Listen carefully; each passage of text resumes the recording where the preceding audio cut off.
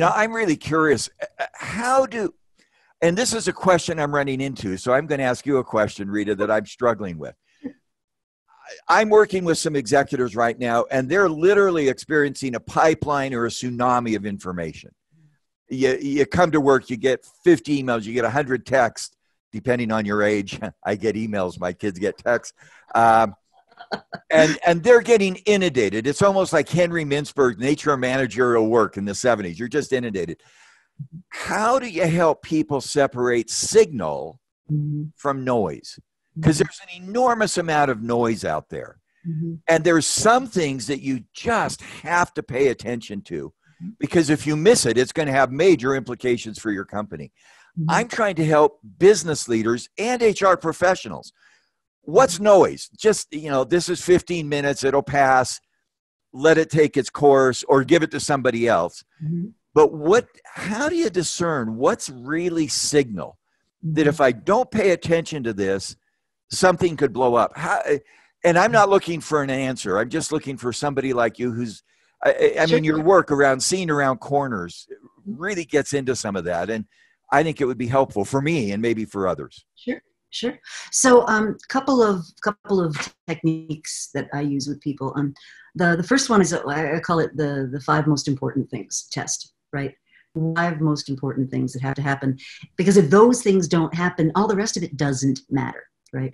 So, business continuity, the health and well-being of your people, getting financing, right? I was on a call yesterday with a senior leader of a very major corporation.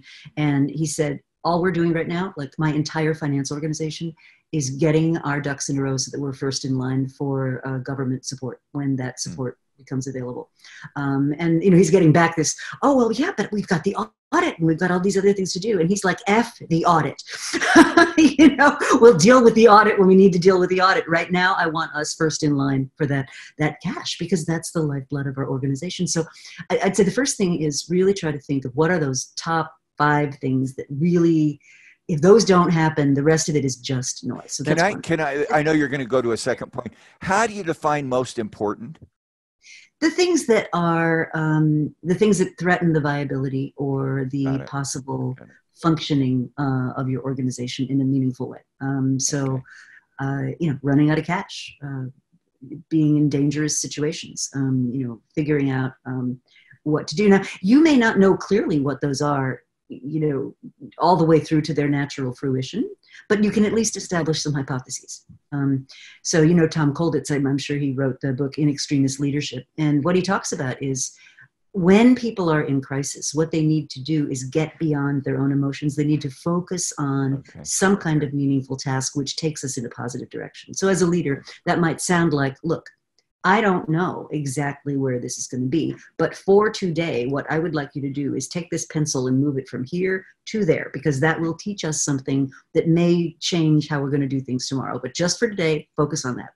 So it gets people out of themselves, focused on a meaningful task, not a useless task, not busy work, but something that's going to teach us so that we can move, we can discover what the next logical thing would be. So I think that's one. And you can change your mind, but I'd say if in the morning you came in and said, here's what I think are the 5 most existential, critical things that need to be on my plate, and everything else is either going to have to wait, F the audit, or it's going to be dealt with, in sequence.